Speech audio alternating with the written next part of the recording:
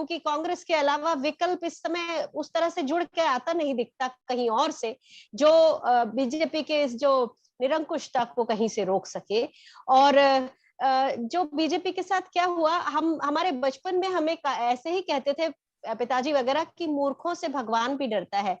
तो यहाँ पे क्या हो रहा है कि कम अकली के साथ साथ श्रूडनेस, इसका जो कॉम्बिनेशन हमको इस सरकार में मिल रहा है।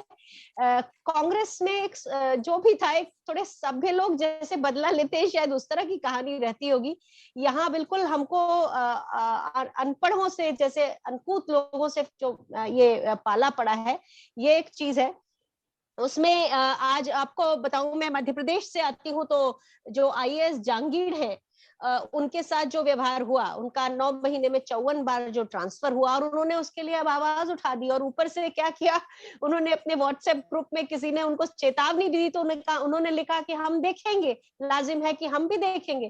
तो एक ब्यूरोक्रेट जो कि ये सारी चीजें लागू करता है, जब हम कन्नन गोपीनाथन का केस देख लें, हम वो जो शाह फैसल का केस देख लें, या हम इनको देख लें, डॉक्टर कफील देखिए, गोरखपुर में डॉक्टर कफील का केस देखिए, कि बच्चों को कफील आईएएस नहीं थे, उनका डॉक्टर थे। आप सुनिए ना, मैं जो कह रही हूँ कि मैं बात कर रही हूँ कि जो ब्यूरोक्रेट्स हैं, जो इन चीजों को लागू करते हैं, वो अब इसके खिलाफ आने लगे हैं, नौकरियां छोड़ने लगे हैं।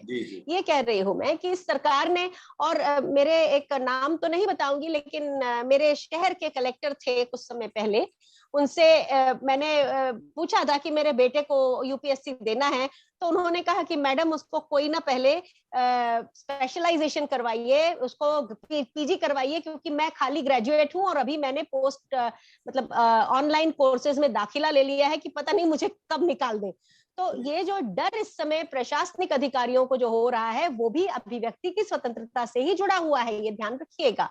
और बाकी तो सारी कहानियां हैं ही, महंगाई का बढ़ना, जनता के तरफ से जो 60% हमारी तरफ से जो चलती है, ये हमारे यहाँ की जीडीपी अगर 260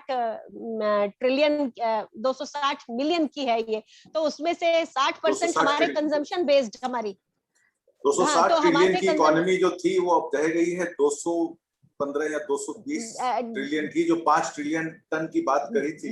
बिलियन 260 बिलियन। तो उसमें यह है कि 60% तो वो हमारे और आपके खर्च करने से चलती है ना। जब तक डिमांड नहीं होगी, हमारी ऐसी नहीं है इकोनॉमी जिसको सरकार चलाती हो या कोई और उद्योग चलाते हो, 60% लोगों के कंजम्पशन से चलती है वो।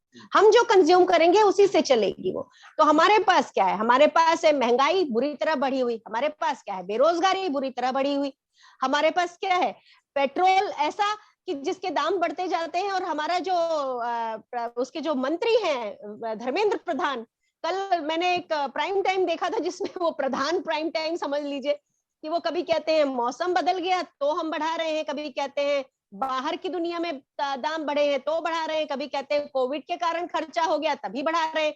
और ये तो बिल्कुल साफ कह देते हैं कि हम पेट्रोल को कभी जीएसटी के दायरे में नहीं लाएंगे। और सवाल उनसे पूछो तो कहते हैं राहुल गांधी को कहो जो स्टेट टैक्स लगाती है उसको कम करवा दे। तो वही मैंने कहा, कम अकली और श्रूडनेस का जो कॉम्बिनेशन है, इसको हम झेल रहे हैं। सुभाषिनी जी से मैं एक बात जरूर अपील करूंगी कि इस डिफरेंस को हम बहुत क्लियर देखें, क्योंकि कांग्रेस से हमें सारी मुश्किलें हो सकती हैं और उनसे बहुत ज्यादा हमें तकलीफ हो सकती है, लेकिन फिर भी क्या वो तकलीफें आज जो हम झेल रहे हैं, आज जो देश जिस तरह हर पायदान में नीचे जा रहा है, हमको उसे डिफरेंशिएट और डिमार्केट करना बहुत पड़ेगा। ये मेरे खाली निवेदन है, बाकी उनके आगे तो मैं कुछ बोलना नहीं चाहती। उससे हमको कोई परहेज नहीं जो बात आप कह रही है, लेकिन जो फैक्ट्स हैं वो तो है बस। दूसरी बात अनुमा जी ये भी है, कांग्रेस एक